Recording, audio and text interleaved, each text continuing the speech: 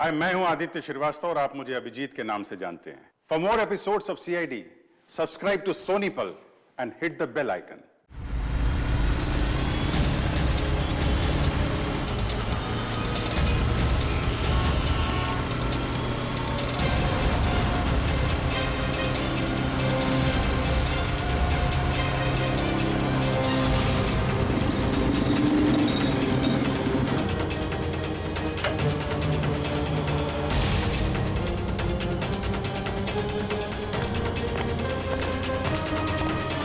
एक मिनट, ये parcel scan machine में डालो।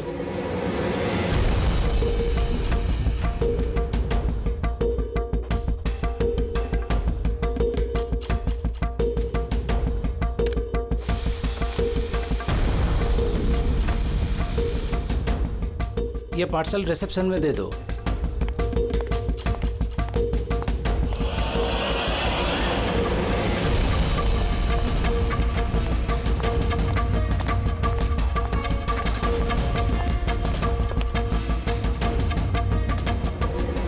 ये लीजिए।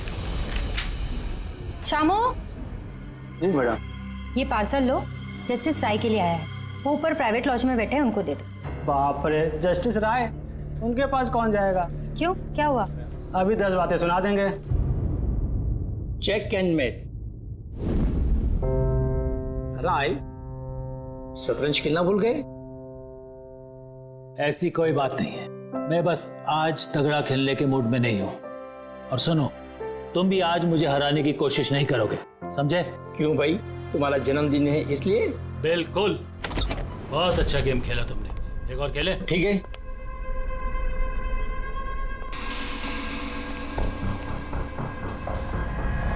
हेलो सर, राय सर। क्या है? हैप्पी बर्थडे सर, आपके लिए पार्सल आया। ठीक है, रखो इधर, रखो इधर आओ। अब क्या हुआ सर? ये लो। Thank you sir, thank you very much sir. Happy birthday sir. कुछ चाहिए तो बोलिएगा सर। ठीक है। उसने सोचा भी नहीं होगा डांट की जगह टिप मिलेगी। ये सब लोग ना मुझे घूसट और खड़ूस समझते हैं, लेकिन मुझे इससे कोई दिक्कत नहीं है। इनफैक्ट मुझे मजा आता है। अरे ये सब छोड़ो, पैकेट खोलो ना, क्या है?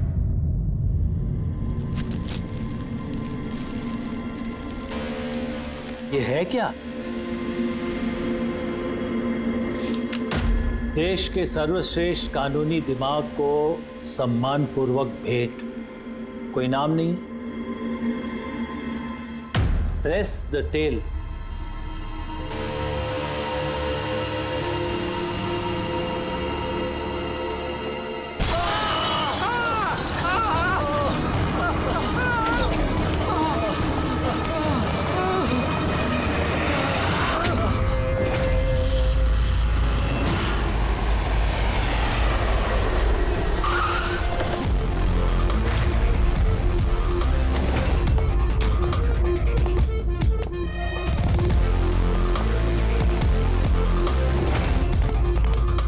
आपने कहा था बॉम्ब ब्लास्ट हुआ। हाँ सर, लॉन्च में सर। वो दोनों वहीं थे सर।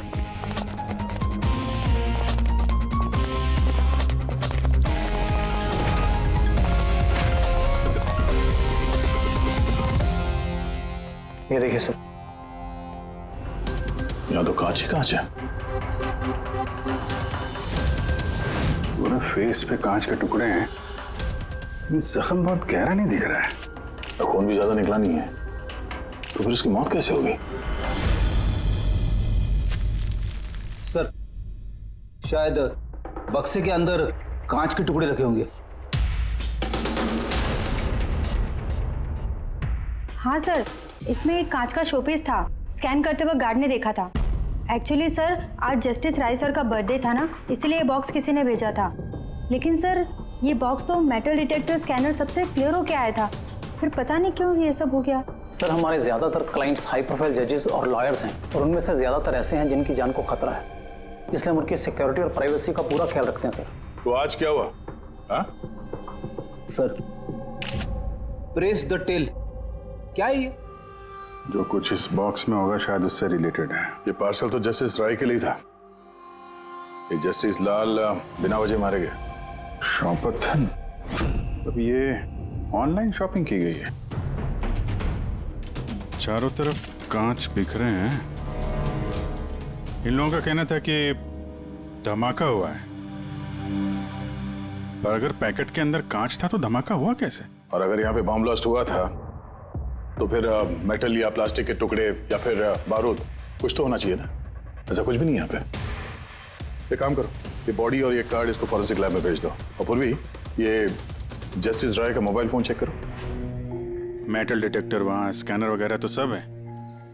अगर पार्सल में बॉम्ब था तो डिटेक्ट कैसे नहीं हुआ? सर पार्सल में ऐसा कुछ था ही नहीं साहब, मैंने ध्यान से देखा था। और स्कैनर मशीन में साहब सिर्फ कांच का सामान ही दिख रहा था। अच्छा, इस स्कैनर की फुटेज स्टोर तो होती होगी? हाँ सर, फुटेज 24 घंटे तक सेव रहती है और उसके बाद अपने आप डिलीट हो जाती है। ओके, तो फुटेज देख सकते हैं हम लोग?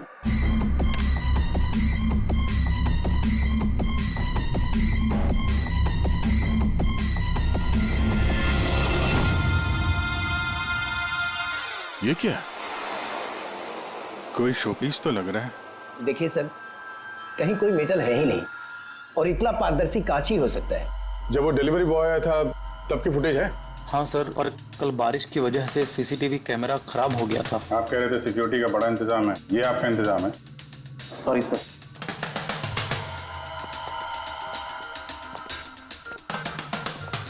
अब दे के हमारे पास यही एक सुराग बचा है, वो कुरियर आईडी, बस। चलो, एक छोटा सुराग तो हाथ लगा। बाकी फॉरेंसिक लैब में साड़ू के साथ भी कुछ ना कुछ जरूर ढूंढ निकालेंगे।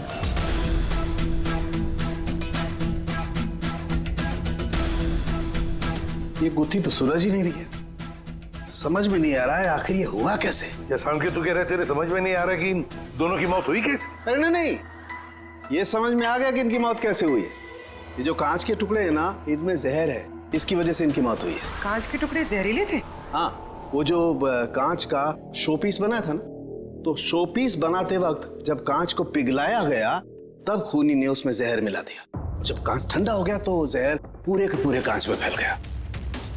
कोई सोच भी नहीं सकता था बॉस। और सर, जब हमने इन कांच के टुकड़ों को टेस्ट किया तो पता चला कि इसमें एक ऐसा जहर मिला हुआ था जो कोई भी अपने घर पे बना सकता है। सर, आप तो बोल रहे थे कि ये गुत्थी सुलझी नहीं है, मगर आपने तो पूरा केस ही सॉल्व कर दिया है। नहीं नहीं नहीं पंकज, ये केस सॉल्व नहीं हुआ है। सिर्फ ये पता लगा है कि कांच के टुकड़े जहरीले थे। बस ये केस जितना सिंपल दिख रहा है उतना सिंपल है नहीं। लेकिन सर, इसमें इतना कंफ्यूजन क्या है? कांच ब्लास्ट हुआ और उसके टुकड़े इन दोनों को लगे, जहरीले कांच के टुकड़े। जहर खून में मिला और इन दोनों की मौत हो गई, राइट? करेक्ट। लेकिन तुमने बीच में क्या कहा? कांच ब्लास्ट हुआ। अब सवाल यह है कि कांच ब्लास्ट कैसे हुआ? जब इसमें कोई विस्फोटक नहीं है, किसी किस्म का कोई केमिकल नहीं मिला है, तो ये ब्लास्ट हुआ कैसे? फोरेंसिक सर्जन कौन है? मैं हूं। तो फिर तुम बताओगे ना। फॉरेंसिक एक्सपर्ट हूं, जादूगर नहीं हूं। अच्छा, समझ में नहीं आ रहे तो जादूगर नहीं हूं। सर, इन जहरीले टुकड़ों के अलावा हमें एक और चीज मिली है। क्या? ये कार्ड जो इस गिफ्ट के पास था, ये कार्ड का पेपर वैसे तो मोटा दिख रहा है, लेकिन एक्चुअल में ये 2 पेपर को यूं चिपका कर बनाया गया है। और ये देखिए इसमें क्या लिखा है। सजाए मौत, मतलब खूनी ने सिर्फ कत्ल ही नहीं की, कत्ल के साथ साथ एक मैसेज भी भेजा, सजाए मौत। जो हुआ उसका बहुत दुख है हमें, पर ऐसे समय में भी हमें आपसे कुछ सवाल करने पड़ेंगे। जी मैं समझ सकती हूँ। आपको किसी पर शक है? जी, मेरे पति कानून पर सख्त और न्यायप्रिय इंसान थे, तो जाहिर सी बात है कि ऐसे इंसान के लाखों लोग दुश्मन हो सकते हैं। वो अपराधी जिनको इन्होंने सजा दी थी, वो वकील जो इनकी सख्ती से बहुत परेशान थे और इनके फैसले से नाखुश भी। आए दिन उन्हें धमकियां भरे फोन आते थे और लेटर्स भी, पर इन सब के बावजूद भी वो अपने आप पर गर्व महसूस करते थे।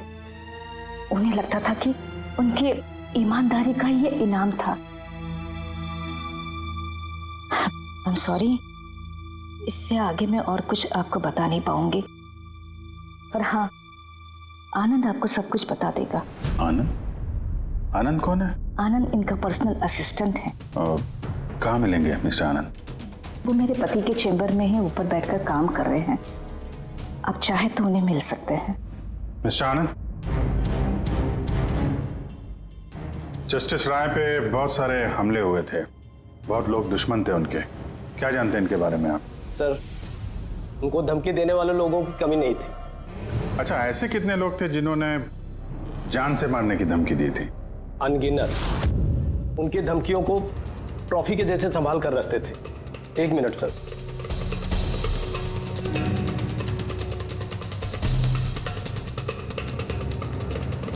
ये रही उनकी ट्रॉफीज। ये सचमुच ज्यादा है। लोग उन्हें बहुत सख्त समझते थे, लेकिन सच पूछो तो सर बड़े ही ईमानदार और न्यायप्रिय थे। यहाँ तक वकील भी उनसे डरते थे और अपराधी उनके नाम से कांपते थे।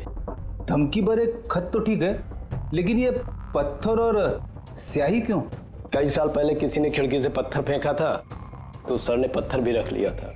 और ये स्याही की बॉटल? अरे सर, ये तो कुछ ही महीने पहले की बात है।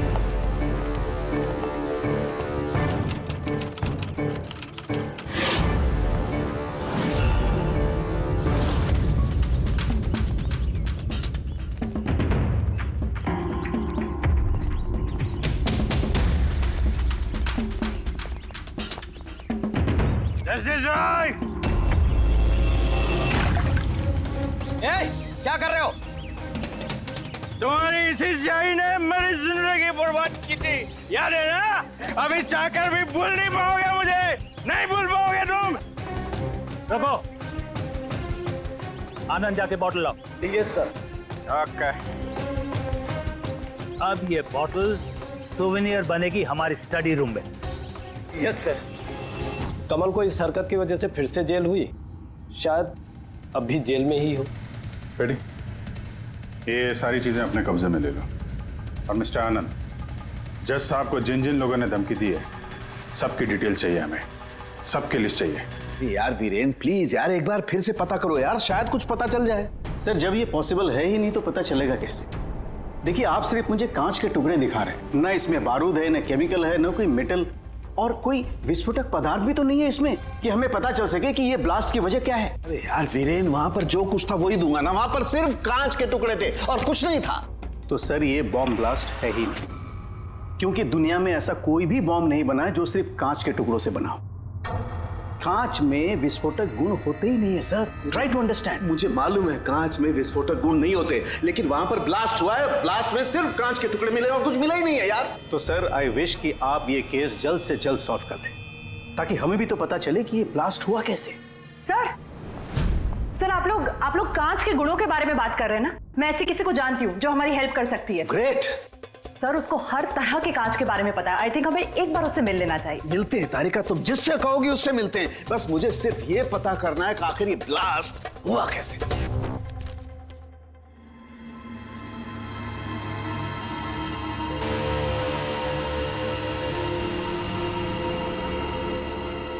हाँ भाई, कहाँ तक पहुँचा? सर बस 2 मिनट हो जाएगा, 2 मिनट। ओके, देखें पूर्वी को क्या मिला। फोन से कुछ पता चला राय साहब के? हाँ सर, कुछ अजीब से मैसेजेस मिले हैं जस्टिस राय और जस्टिस लाल के बीच। अजीब मैसेज? कैसे हैं? ये देखिए सर, ये मैसेजेस हैं या शायद कोई कोड्स हैं जो नंबर्स और लेटर्स को मिला के बनाए गए हैं। ये देखिए सर, ये मैसेजेस जस्टिस राय ने जस्टिस लाल को 2 बार भेजे, एक बार 3 महीने पहले और दूसरी बार सिर्फ 1 महीने पहले।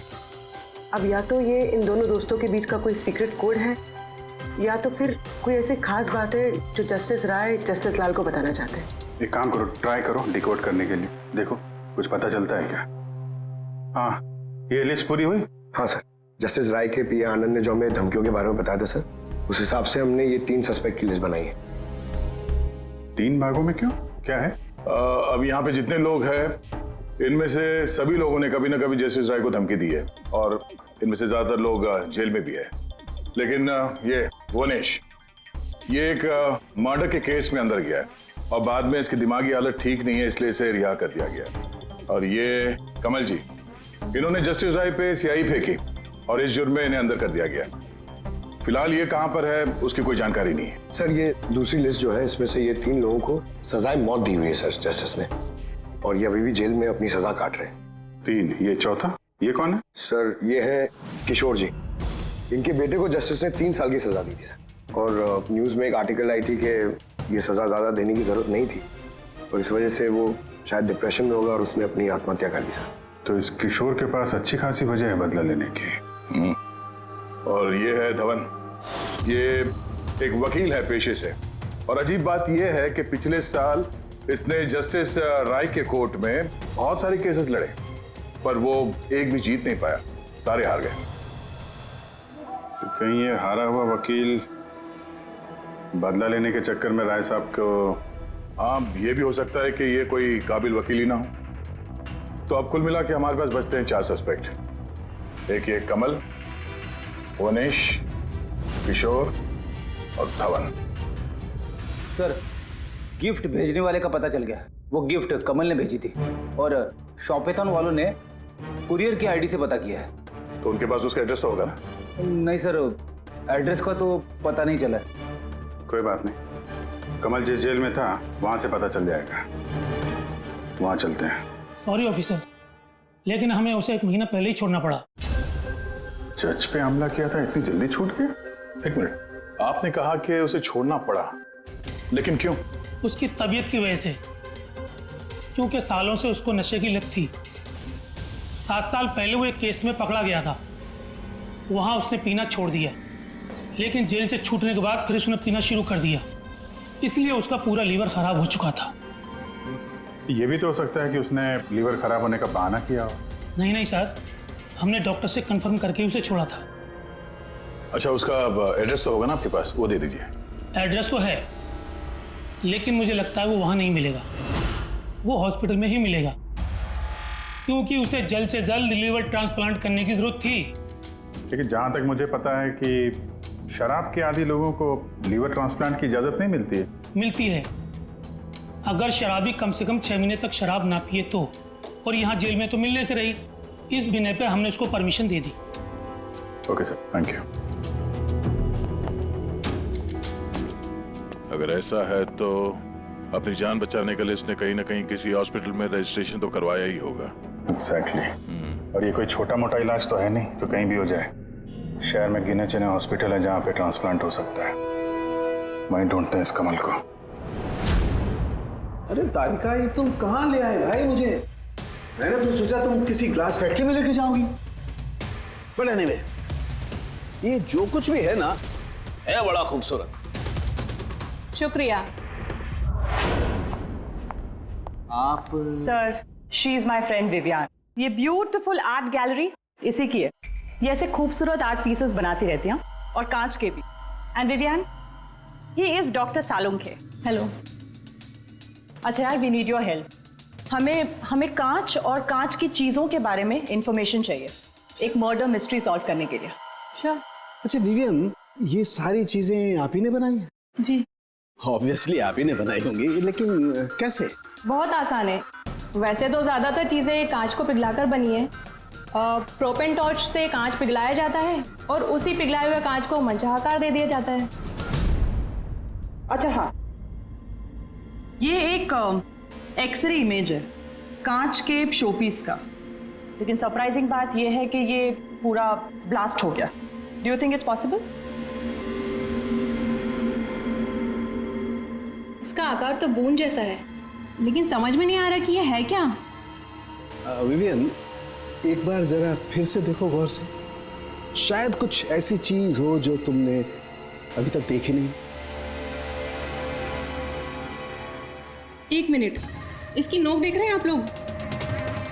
ये जानबूझकर बनाई हुई तो नहीं लगती। I mean, जिसने भी इसे बनाया है उसने कांच को पिघलाकर बहुत जल्दी उसे ठंडा कर दिया है, बिल्कुल तुरंत, जिससे कि ये कांच का आकार न केवल बूंद के जैसा रह गया है, बल्कि इसकी नोक पतली, लंबी और नाजुक हो गई है। Thank you so much for your help.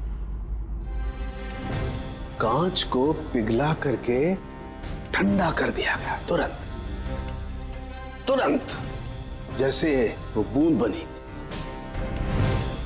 My God. तारिका, हमें लैब में चलना है तुरंत फौरन। और हाँ वो विवियन, हमें आपकी वो प्रोपेन टॉर्च चाहिएगी प्लीज। किशोर, धवन, भुवनेश, अब तीनों को जस्टिस राय के खून के सिलसिले में यहां बुलाया गया है। मर गया? बड़ा भगवान बनता था, लोगों की जिंदगियों का फैसला करता था। चलो अच्छा है अब मर गया। सर, इसे देख के तो लगता है कि ये दिमागी हालत से ठीक नहीं है। हो सकता है नाटक कर रहा हूं। असाइलम की अटेंडेंस स्लिप है इसकी।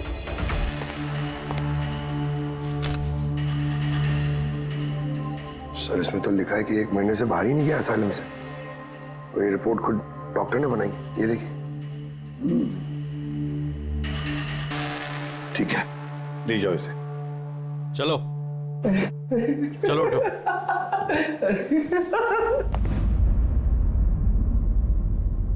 खुश तो आप भी होंगे ना जस्टिस राय की मौत से? देखिए, मैं मानता हूं कि मेरे बेटे ने गलती की थी, गलत संगत में पड़ गया था वो, लेकिन न तो उसका गुनाह इतना बड़ा था और न ही उसकी उम्र कि उसे माफ न किया जा सके। और फिर अगर सजा देनी ही थी तो कम सजा दी जा सकती थी उसे, लेकिन जस्टिस राय ने ऐसा कुछ नहीं किया, जिसकी वजह से आपके बेटे ने आत्महत्या कर ली। जी। और आप जस्टिस राय को उसका जिम्मेदार मानते हैं? बिल्कुल मानता हूं, और मैं खुद को भी जिम्मेदार मानता हूं।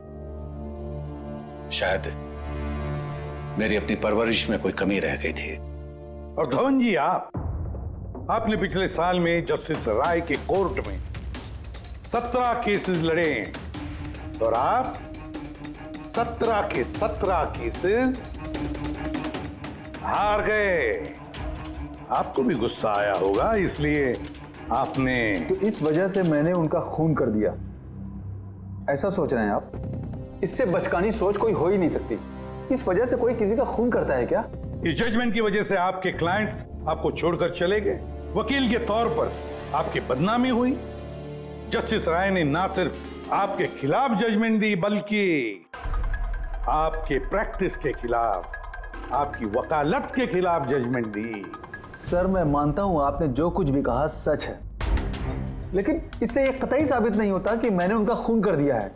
धवन जी, साबित नहीं हुआ तो क्या हुआ? हो तो सकता है ना। देखिए सर, मेरी इतने सालों की प्रैक्टिस है, इस पेशे में कोई नया नहीं हूं मैं। सर, मैंने इतने सालों तक मेहनत करके बहुत नाम कमाया है, लोग जानते हैं मुझे। और सर, जिस वक्त जस्टिस राय का खून हुआ, उस वक्त मैं कहां था, क्या कर रहा था, किसके साथ था, इन सब बातों का ब्यौरा दे सकता हूं मैं, वो भी गवाहों और सबूतों के साथ। एक बात मत भूलिए धवन जी, खून एक पार्सल की वजह से हुआ है, और जिस वक्त खून हुआ उस वक्त खूनी वहां पर मौजूद नहीं था, समझे आप? इसलिए आपके गवाह और आपके सारे सबूत हमारे लिए कोई मायने नहीं रखते। आप सिर्फ भूलिएगा मत कि जब तक ये केस सॉल्व नहीं होता, आप हमारे शक के दायरे में हैं।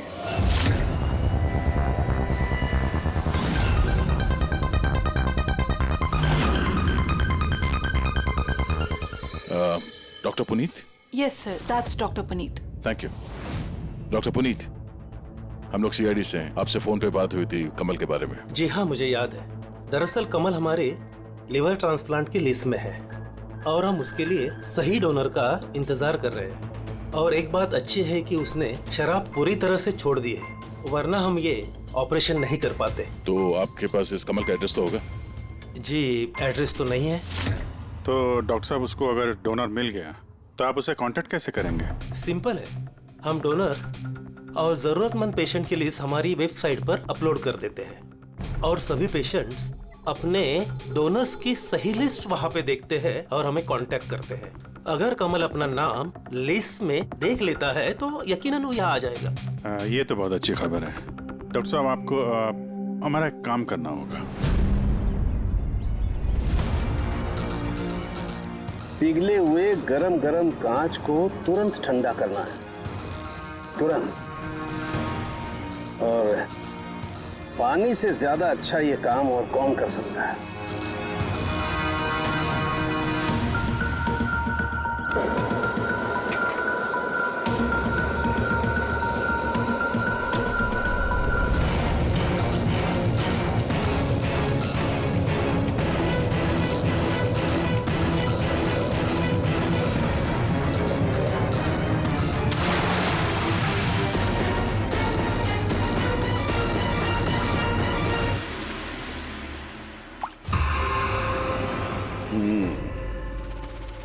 तो ऐसे बनी ये कांच की बूंद। लेकिन जस्टिस राय की जिस बूंद से मौत हुई थी वो तो काफी बड़ी थी। ठीक है, मैं भी एक बड़ी बूंद बनाने की कोशिश करता हूं।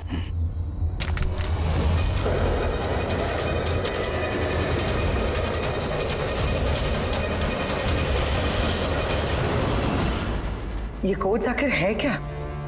कुछ पता ही नहीं चला। My God!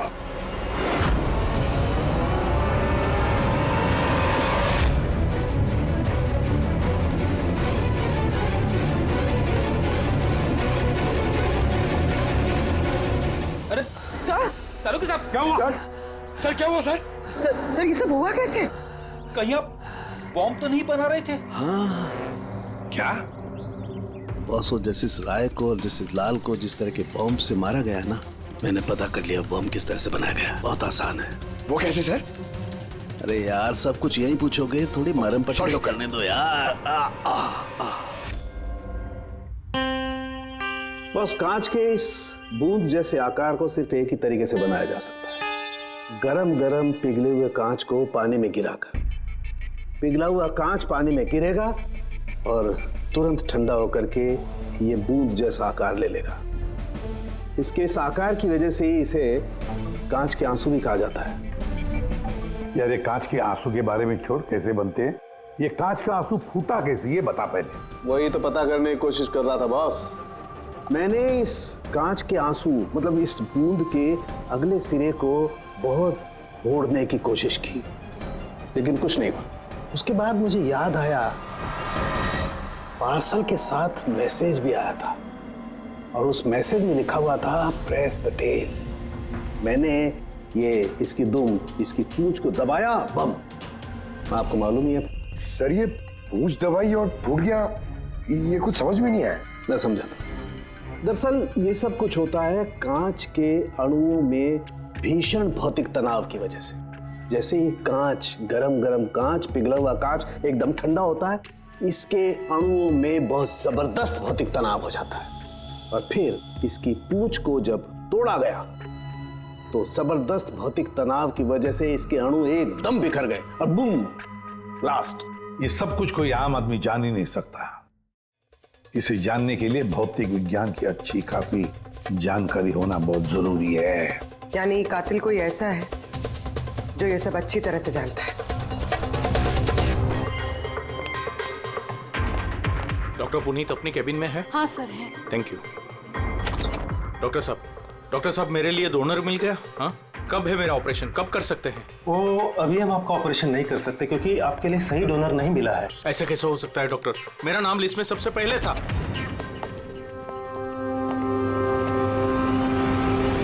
देखिए, मेरी सजा काट चुका हूँ पूरी तरह से, फिर आप लोग मुझे कहाँ लेके जा रहे हैं? मैंने ऐसी कोई गलती भी नहीं की है। जस्टिस राय का खून हो गया है। क्यों किया खून?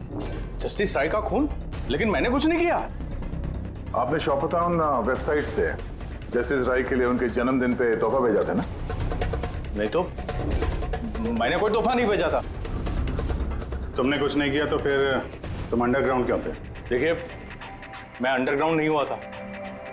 सचमुच मेरी तबीयत खराब रहती है, इसलिए शहर से बाहर हेल्थ स्पा ज्वाइन कर लिया है मैंने।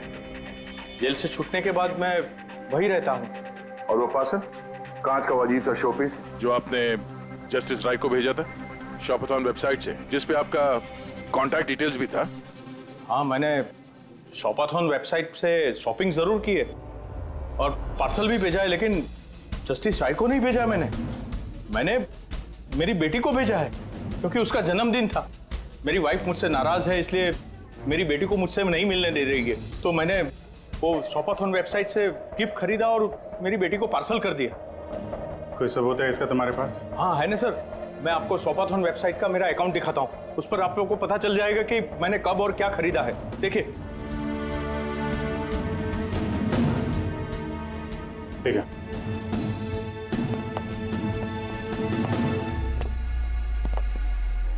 ये आदमी तो वाकई सच बोल रहा है। इसने तो वो गिफ्ट अपने बेटी के लिए खरीदा था, और वो भी जस्टिस राय की मौत के 2 हफ्ते पहले।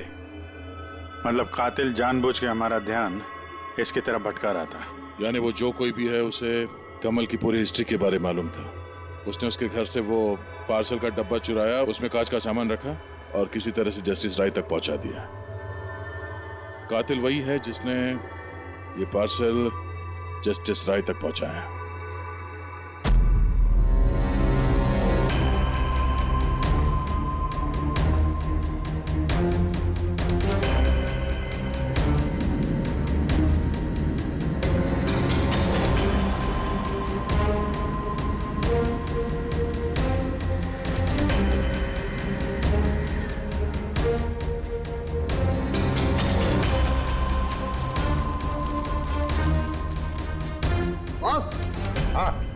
एक मिनट जरा तो से देखो, इस एड्रेस के नीचे की तरफ एक और एड्रेस, और ये दोनों पते अलग अलग हैं। डैम इट, एक सुराग मिला था वो भी गलत निकला। मतलब कमल बेकसूर है। बस मैं इस कागज को लैब में ले जाकर के अच्छी तरह से चेक कर लेता हूँ। ठीक है सर, सब मिल गया।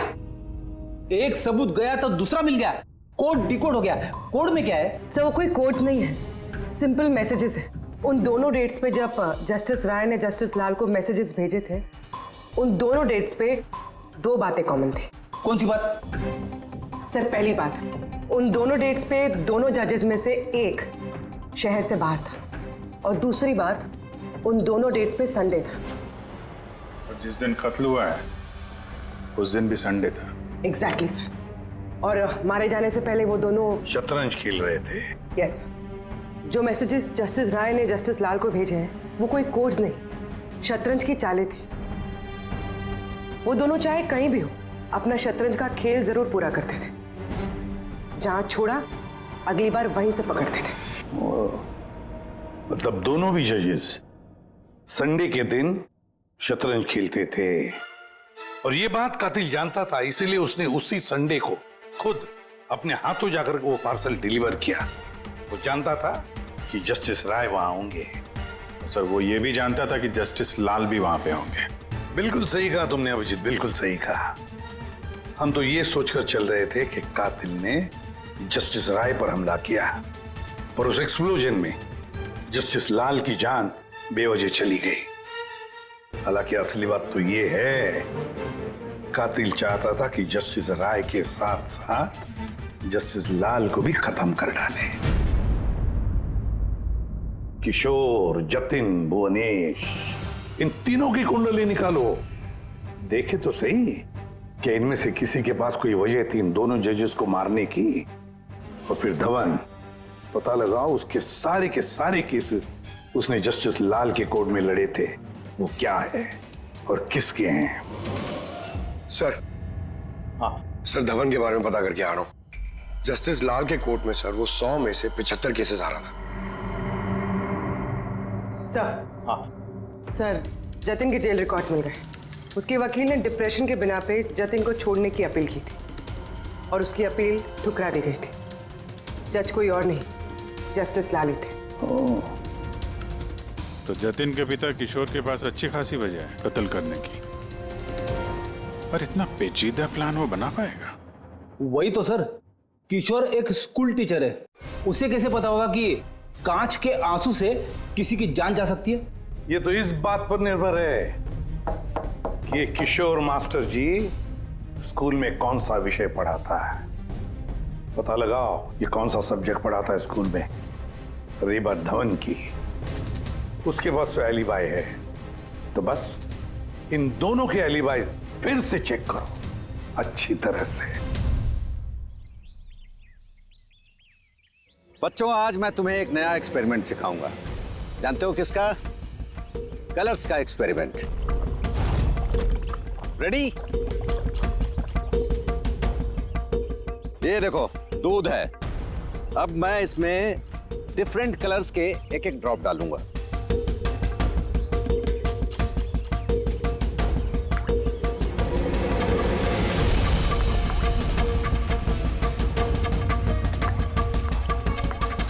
Now come here. देखो बेटा, अब जब मैं ये बर्ड इसके अंदर डालूंगा तो तुम्हें देखने को मिलेगा कि अणु किस तरीके से प्रक्रिया करता है। देखो,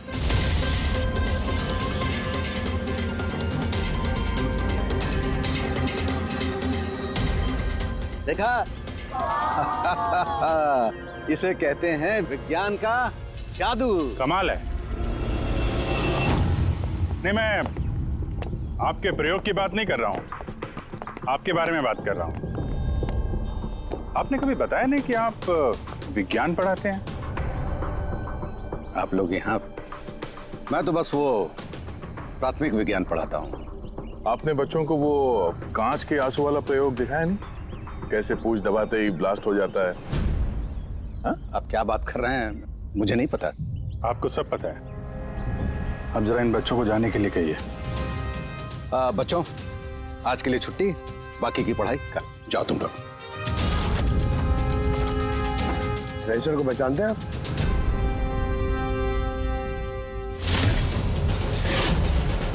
रविवार याद है आपको, जिस दिन टीचर पेरेंट मीटिंग थी? और उसी दिन जस्टिस लाल और जस्टिस राय का खून भी हुआ था। उस दिन आप आए नहीं थे, एब्सेंट थे। इस केस में जिन लोगों पे हमें शक था उनकी आलिबाइस, यानी कत्ल के वक्त वो कहाँ थे, किसके साथ थे, उसका पूरा ब्यौरा सबूत के साथ हमारे पास है, सिवाय आपके। रविवार को आप कहाँ थे? मैं घर पे ही था। मेरी तबीयत नहीं ठीक थी, इसलिए मैं जा नहीं पाया। झूठ, आप घर पे नहीं, क्लब हाउस में थे। जस्टिस राय को वो पैकेज डिलीवर करने गए थे। अगर मैं मान लूं कि आप ठीक कह रही हैं, कोई सबूत है आप लोगों के पास? सबूत तो खैर अभी नहीं है।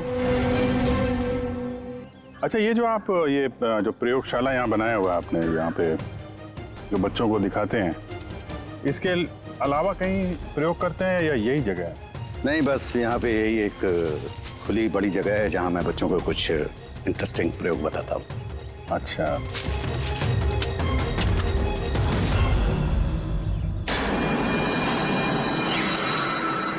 सर आप अंकल? अरे आप लोग वहां कहाँ जा रहे हैं?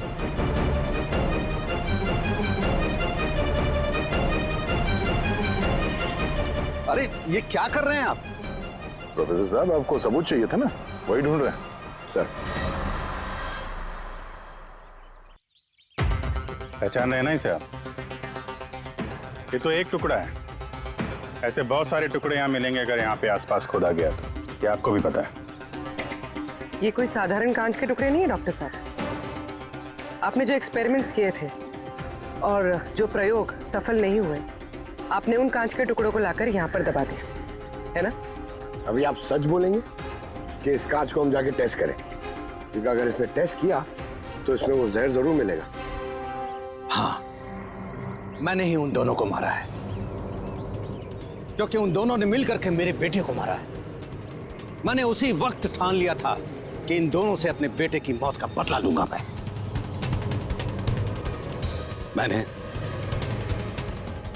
मैंने इन दोनों पे निगाह रखना शुरू किया। एक दिन बच्चों के लिए इंटरनेट पे कुछ अनोखे प्रयोग ढूंढ रहा था मैं, तभी मुझे ये कांच के आंसू का प्रयोग मिला। मैंने सोच लिया कि अपने बेटे को इंसाफ दिलाने का यही एक तरीका है। मुझे पता था कि कमल जस्टिस राय पे स्याही फेंक चुका है और अभी अभी जेल से छूटा है। मुझे उसकी बेटी के बारे में भी पता था। मैं जानता था कि वो उसे बर्थडे गिफ्ट जरूर भेजेगा। अरे भाई साहब, ये भी लेना।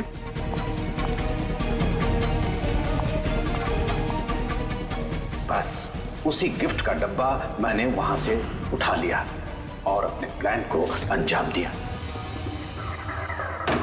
मैंने उसे बहुत सावधानी से पैक किया।